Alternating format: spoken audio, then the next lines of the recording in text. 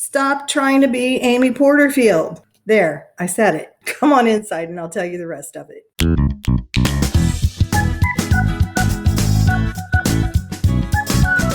It's time for the Growth Strategies Cafe podcast, designed specifically for female online business owners. I'm your host, Teresa Cleveland, and I believe we can all make a difference and that having a successful online business is one of the best ways to do that. Let's be real though, growing an online business isn't always easy. It definitely doesn't look sexy all the time, and it's one of the most fulfilling endeavors you can take on. There are no secrets to building a successful business. There's just the stuff you don't know yet, and we'll be talking about it all here in the cafe. Whether you're on your way to six figures or beyond, you are in the right place. So grab your favorite beverage and pull up a chair. Let's get to it.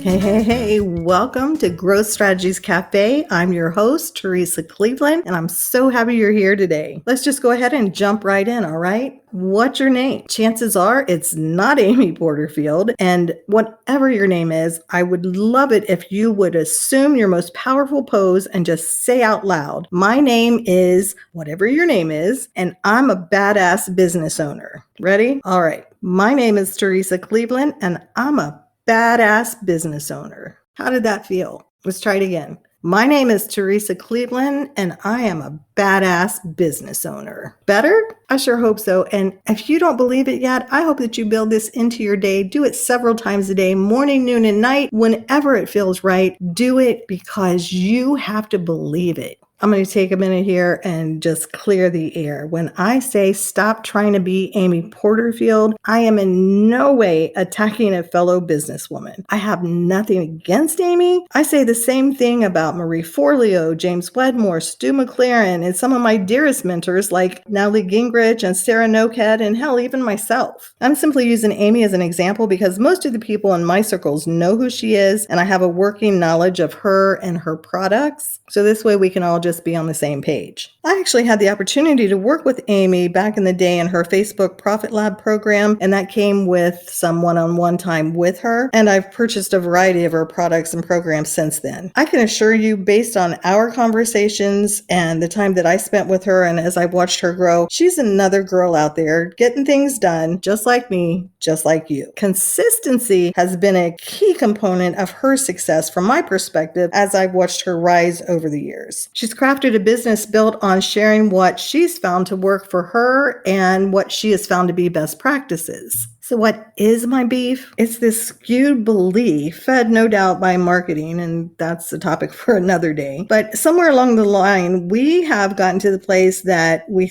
seem to think that if we buy this course or that program, we too will have that magical outcome right now. And even when pros like Amy say things like their first attempt at this was dismal, we still seem to think somehow that our result will not be dismal if only we do the exact same thing, the exact same way they teach it. And I'm sure that's because we see their success today and the testimonials of those who have succeeded as well using their program. I remember hearing James Ray, who was featured in The Secret, talk about how people would come up to him after he was on Oprah and just say like, wow, ever since you were on Oprah, you become an overnight success. And he said, right, it only took me 17 years to become an overnight success. So anyway, I digress. In that, I'm not at all saying that we have to take 17 years. Let me just put that disclaimer in there. I'm not saying we have to take 17 years or 3 years or any time frame at all. I'm just saying that there's work that goes into all of this. And today, I just want to remind you to be you. I have no doubt that you're pretty freaking incredible just by being who you are, with your unique take on the world, your skills, talents, your quirks, and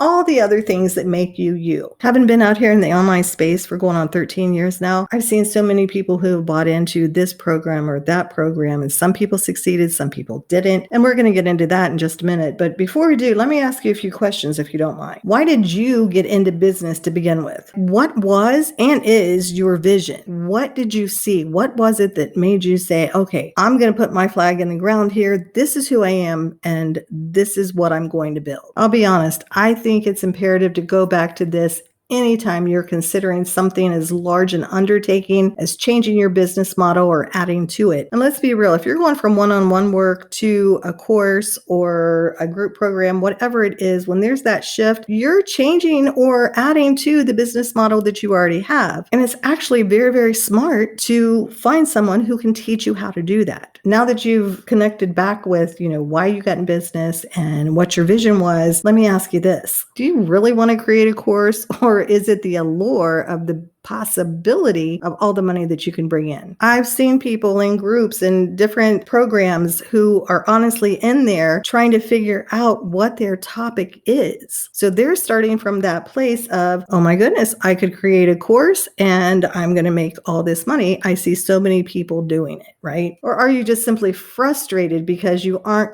currently experiencing the success that you desired in your business the way that it is right now? I think it's a really natural thing to look around and say, okay, maybe this isn't the business model for me. But again, I feel like you have to be really, really clear, getting clear on your vision and what it is that you're going to create a business around. Also, let me ask you this. Have you done your due diligence? Have you any idea what it takes to create a course, to bring it to life, to market it, to deliver it? How are you going to troubleshoot it if it's not successful right out the gate? Do you really know how much money it's going to take to bring this thing to life? Let me be clear here. I'm not trying to talk you out of creating a course by any means.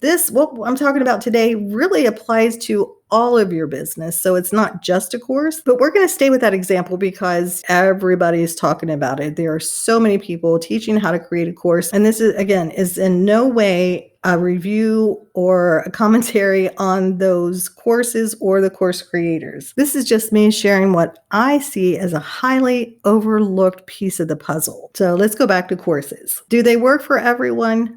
No. Do they work for some people? Sure. And the things that contributed to the success or lack thereof can be as different as the individuals creating them. It could be experience, personality, copywriting ability. Now, there's a big one for me. Not everyone should be writing their own copy or creating their own graphics or writing their own ads.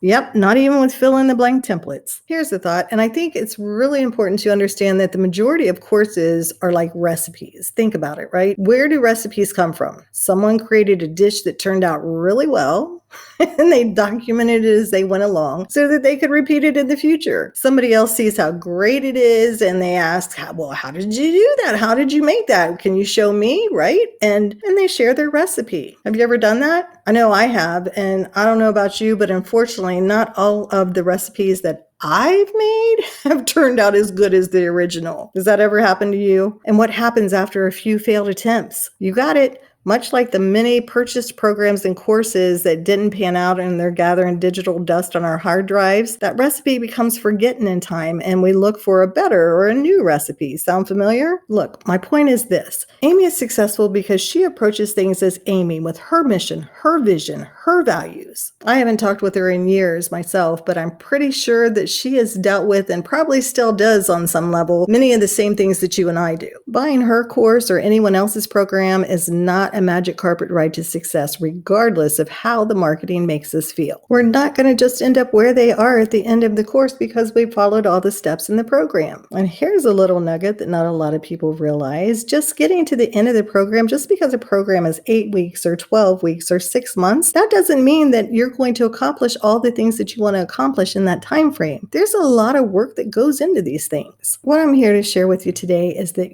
you are your key to success. Getting crystal clear on who you are, what you stand for, and who you help. Look, I know the impulse to leapfrog over this part and get to the actual doing is strong. Believe me, I've been there. And that's all the more reason that I'm urging you to resist. Taking the time to do this now is going to save you so much money, so much frustration, not to mention your sanity. Your products and services, and yes, even your courses will be so much richer when you operate with this foundation in place. It's going to give you the confidence that you need as you're going through any course or program, as you're answering questions, as you're building out whatever it is that you're building. And that confidence is so, so important because there are going to be things that come up as you work through a program, as you work through a course, where you're going to be able to decide, you know what? this doesn't feel right for me. And you're going to trust yourself on that because, again, you're not trying to be someone else. You're going to be able to achieve your success based on who you are and what you stand for and what you don't. And you're going to be able to mold that and build that into something that represents you where you are. And sometimes things do feel out of alignment. I've worked with people before who said, as they were going through a program, they've said, you know what? I just don't know about this part. And, I said to them, well, you get to decide. It's your business. This thing that you're creating, it doesn't have to be word for word, and every nail and every piece of this doesn't have to be exactly what it says in the course. And they've said, oh, but you know what? She or he is very, very successful at this. So I feel like I have to do it the way that they did it because this might be the piece that, if I change it, then that'll probably be the reason mine doesn't succeed. Even in that statement, do you hear the lack of confidence? It's like they're almost thinking like, if I do this on my own, if I trust myself, then I'm bound to fail. So being very, very clear about who you are, what you're doing out here, that's going to give you the confidence that you really need to support you in those moments. And again, as you're looking at these different programs and courses, even when you know yourself and all of that, be sure to do a little bit of research on them. I have seen people in groups who have said, oh, I spent my last $2,000 on this program. I didn't know that doing this, I was still going to have to spend, X amount monthly to get this up and running and keep it running. So always do your due diligence, ask some questions. Any good business owner, I've said this before, any solid business owner is going to welcome your questions. So, ask away, make sure that it's right for you, showing up as who you are. And it's okay to be realistic. I mean, I see a lot of people, and I know some of these things I'm talking about, I have done myself. And so much of it comes from experience, being on the other side of it and looking back and saying, oh, I wish I knew that. I wish I knew this then. I've seen it. I know you have too, may have done it the same as I have and bought the exact tool that the course leader or whoever the program, whatever it is, buy the same tool that they're using because surely if this works for them, this is what I want too. So, when I say be realistic, if that's really out of your budget, don't stretch it like that.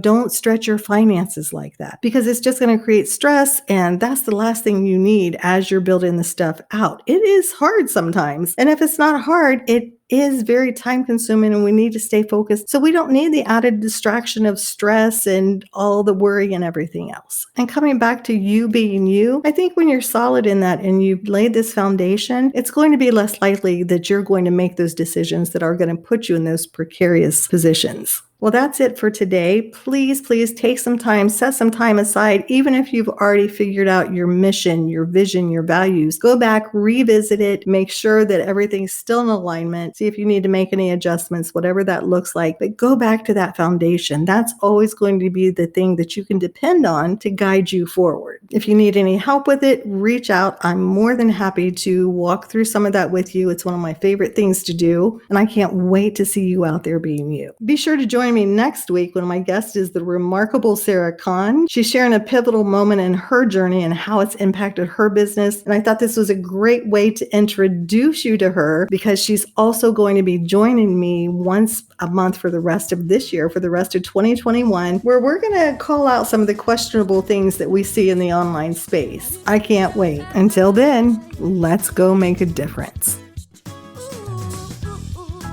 Thanks for tuning in to this week's episode of the Growth Strategies Cafe podcast. If it resonated with you, be sure to share it on Facebook and tag me to let me know how you're using this info to grow your online business. And of course, you're always welcome in our free Facebook community, and you can get there by going to growthstrategiescafe.com/Facebook. Hey, while you're at it, go ahead and invite a friend. We'd love to have you.